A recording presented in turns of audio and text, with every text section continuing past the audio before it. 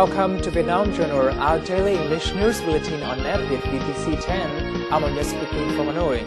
Every day we'll bring you comprehensive and up-to-date information on Vietnam and following major stories on Wednesday. Sumitomo set up steel production joint venture in Vietnam. Finnish choir Dominante performs in Hanoi. And we'll explore Hanoi's first flea market.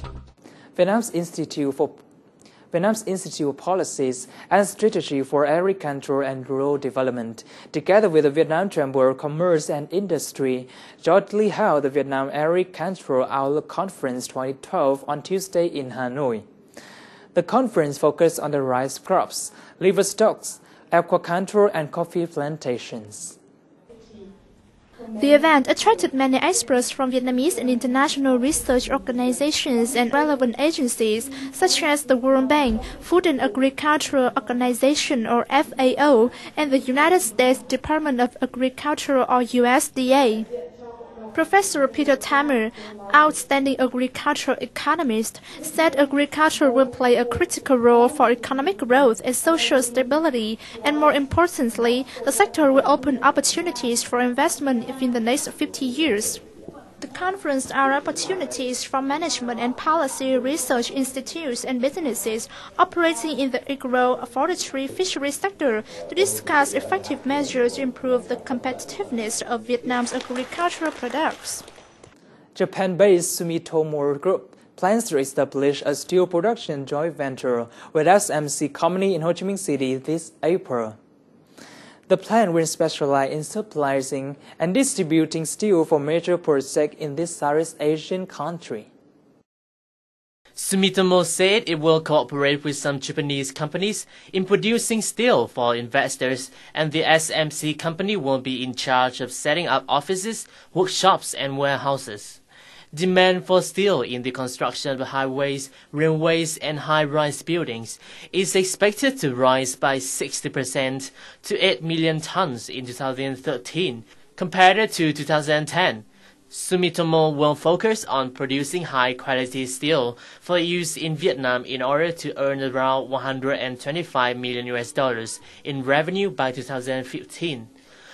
Japanese-based Nippon Steel and Sumikin and Marubeni Itochu Steel are also keen to set up joint venture plants in Vietnam. And following some other economic news in brief. The Vietnamese Embassy in Washington, D.C., USA, officially launched the Vietnam Forum in the USA on Monday. The forum also organized the first roundtable conference between the two sides about the diplomatic policies of Vietnam.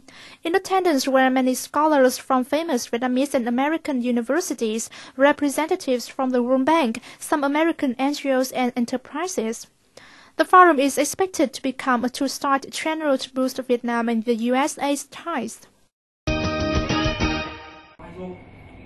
A seminar on innovation in productivity and quality improvement for further enhancing of competitiveness recently took place in Hanoi. The workshop offered attendants a variety of innovative solutions, such as applying Six Sigma and lean manufacturing model in production. The solutions help not only improve quality, but also reduce waste and costs for manufacturers. The China-based Textile Group, one of the world's largest suppliers of cotton fabrics, has officially invested $300 million in a new yarn plant located in the northern province of Quảng Ninh. The new plant will produce cotton core spun yarns on a 38-hectare area in the high-end industrial zone. It will have a capacity of 200,000 spindles and use imported cotton fiber. A delegation companies from Sri Lanka is touring Vietnam to seek business opportunities. Our NETVIET VTC10 reporter have a conversation with Mr. Anton Godfrey, the leader of the visiting delegation. He shared his expectation for a fruitful outcome of this visit after attending the Vietnam-Sri Lanka Business Forum in Hanoi. So hello Mr. Anton Godfrey, and really welcome you to Vietnam this time. We all know the significant event last year, that is a business forum between Vietnam and Sri Lanka. So what are the outcomes of this visit? Since the President, Your Excellency's visit to Sri Lanka, there is a growth in bilateral trade between Sri Lanka and Vietnam. We have seen steady growth, and there have been many trade visits between Vietnam and Sri Lanka. And one of those visits that you could see that we are here, fairly high-profile delegation from Sri Lanka to your country. So it was an effort of your president's visit last year. What is your expectation of the trade promotion and cooperation between Vietnam and Sri Lanka after a series of activity recently? Yeah, the expectation is obviously, as you know, that we would like to go in for more trade and service relationship, obviously joint venture partnership, more imports and export opportunities, identifying different sectors and growing those sectors. What are the opportunities of your cooperation this time in Vietnam in paper, packaging and the software IT industry? Yes, we are quite specializing in international trade, operating in many countries.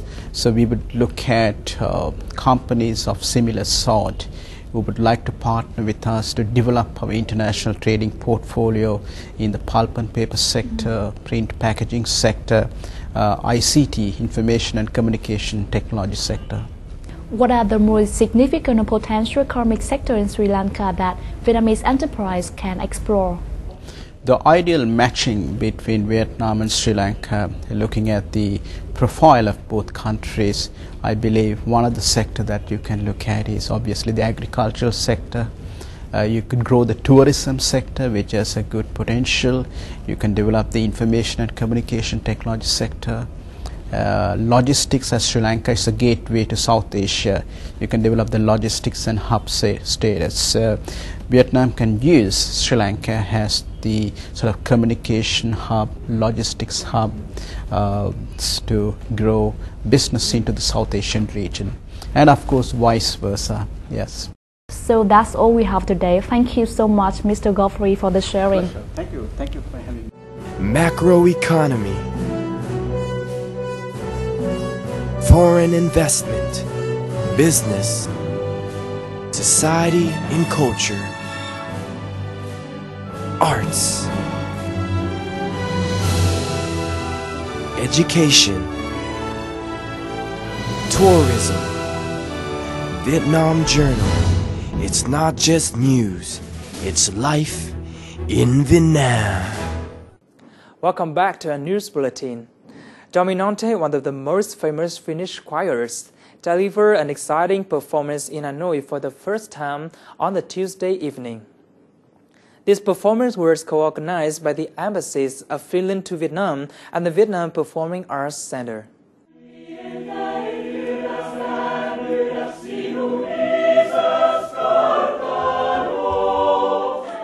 The performance by Dominanta was conducted by Seppo Murto, a famous conductor. The Finnish choir delivered an excellent performance in 3 areas: Finnish folk songs, international songs, and traditional songs based on stories. The last performance was greatly applauded by Vietnamese audience. With a versatile repertoire ranging from traditional to ultra-modern choral music and from musicals to orchestral works from the past 3 decades, Dominanta has been a desired choral performer in Finland for the past 3 decades. Their first ever performance in Hanoi is among the Asian tour of the choir.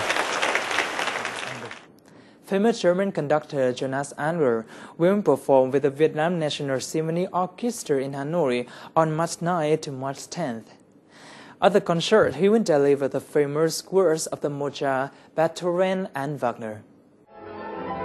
Jonas Anwer and Vietnamese artists will perform some pieces of music from Mozart's Magic Flute, Beethoven's Fidelio, and Wagner's The Flying Dutchman. Earlier in January 2010, Goethe Institute invited the German conductor to perform Beethoven's Symphony No. 9 with the VNSO to open the German Year in Vietnam. Jonas Anwer was reported as the general music director of the Braunschweig National Theatre in 1998 and held this post until summer 2007. Hanoi First Flea Market had recently taken place. This is a type of bazaar that rents space to people who want to sell or barter the cut-rate merchandise or second-hand goods. This event attracted a huge number of young Vietnamese people as well as the foreigners living here. Let's follow our NETVIET VTC10 reporter to discover this interesting market. Flea market is a type of bazaar that rents space to people who want to sell or barter cut-rate merchandise or second-hand goods. This type of market has been popular in many countries in the world. It could be held both indoors or outdoors. Even it is not the first time a second-hand goods exchange is held. Hanoi Flea Market in Hanoi Rock City today attracts hundreds of young Hanoians, as it offers participants with a wide range of goods from books, cosmetics, tailor-made clothes, furniture and vintage clothes with low prices. Thật ra ý tưởng Flea Market này bắt nguồn từ những lần mà bọn em là một nhóm sinh viên và làm việc trong lĩnh vực thời trang thiết kế, nên là có tìm hiểu trên mạng về những trào lưu và những nguồn thông tin về thời trang ấy. Held by 3 young fashion fans in Hanoi, this flea market is carefully prepared and arranged with nearly 30 stands, among with 18 art shop selections and branded products and 10 handmade goods stands. These small stands together make up a special market in Hanoi Rock City. When we started talking about it almost a month ago, of course, I had some own experience from this kind of events in Europe, and we talked about this, how it could best fit into the context of Hanoi, being such an event. So I think it's a great idea, it's a great initiative. So hopefully this will create dynamics for future initiatives. Hanoi Flea Market idea comes from the Open Closet Day, 3R for the environment. 3 young girls in Hanoi collect old clothes for fashion fans who want to exchange and sell old stuffs. The earned money was used to fundraise for poor children in Sơn La province. These girls think that when people exchange old clothes and reduce the demand for new clothes, they can contribute to the reduction in manufacturing new clothes, which can be considered as a way to protect the environment. Bọn mình rất là trẻ thì cũng có những cái suy nghĩ về môi trường một tí, và bọn mình muốn làm một cái hoạt động để có một phần nào đấy có ích cho cộng đồng. Even different from other flea markets in Europe, where people can find goods from old television, furniture, food and clothes, Hanoi Flea Market has offered participants with exciting experiences. It's a very good idea.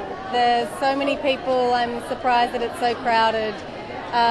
But there's some great clothes. It reminds me of the markets in Melbourne. There's so many things here to buy. I've bought lots of things, and it's great. With initiative idea, 3 young Hanoi girls have brought an interesting place for people to enjoy and have fun. In the future, these fashion fans intend to hold more flea markets with bigger scale and more range of goods.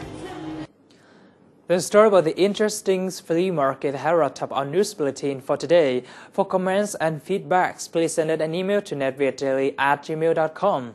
Thank you for watching, and we'll see you tomorrow.